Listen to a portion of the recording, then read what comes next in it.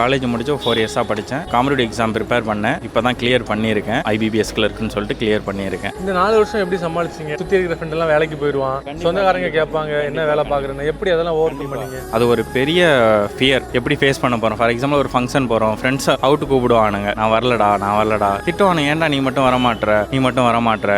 ஏன்னா அவனுங்க வந்துட்டு ஒரு 10,000 15,000 போயிட்டு சம்பாதிக்கிறானுங்க. அந்த மணி மேட்ரு கிடையாது. பட் நம்மளால அது கூட பண்ண முடியல. வீட்டில் வாங்கி செலவு பண்ணிட்டு இருக்கோமே, இத்தனை வயசாச்சு. ஸோ அந்த ஃபேஸ் பண்ணுறது கொஞ்சம் டிஃபிகல்ட்டாக இருக்கும். அசமென்னா கேப்பில் நீங்கள் சொன்ன மாதிரி சில உறவுகள் நம்மளை விட்டு போயிருக்கோம், ஒரு டிஸ்டன்ஸ் மெயின்டைன் பண்ணியிருப்பாங்க பசங்க. அதெல்லாம் எப்படி ஃபீல் ஆகும்? ஏன்ப்பா இன்னும் படிக்கிற வேறு ஏதாவது ட்ரை பண்ண வேண்டியதானே? அவங்களுக்கு இதோட டஃப்னஸோ இதோட இதே தெரியாது. வெளியிலேருந்து பார்க்குறவங்களுக்கு ஈஸியாக சொல்லிட்டு போயிடுவாங்க. ஒன்ஸ் நீ வின் பண்ணிட்ட, அதை அச்சீவ் பண்ணிட்ட அப்படின்னா சொல்லுவாங்க, அன்றைக்கே தெரியும் இந்த பையன் ஜெயிச்சிருவான் அப்படின்னு சொல்லுவாங்க. காம்படிட்டிவ் எக்ஸாம் எழுதி கிளியர் பண்ணுறப்ப எப்படி இருந்துச்சு? இது ரொம்ப ஹாப்பி ப்ரோ. எல்லாருமே அந்த ஒரு 1 டேக்காக தான் வெயிட் பண்ணிக்கிட்டோம். இப்போது 365 நாளில் 360 நாள் படிக்கிறோம் அப்படின்னா அந்த 1 டே உன் லைஃப்பை அப்படியே சேஞ்ச் பண்ணோம். Never give up. ரிசல்ட் பார்த்த அன்றைக்கி எப்படி இருந்துச்சு? ரொம்ப சந்தோஷம். நான் போன வருஷமே எனக்கு ஒரு ஃபைனல் கட் ஆஃபில் 0.7 அரௌண்ட் இந்த மாதிரில மிஸ் ஆச்சு. நான் அப்போவே நினச்சா கிவ் அப் பண்ணியிருக்கலாம். பட் நம்ம ஆல்மோஸ்ட் வந்துட்டோம். 100%ல் ஒரு 90% உன்னால் முடியுது அப்படின்னா அந்த க்ளோஸ் டு 10% அதனால் அச்சீவ் பண்ண முடியாமலாம் கிடையாது. ஸோ அதுக்கான எஃபோர்ட் நீ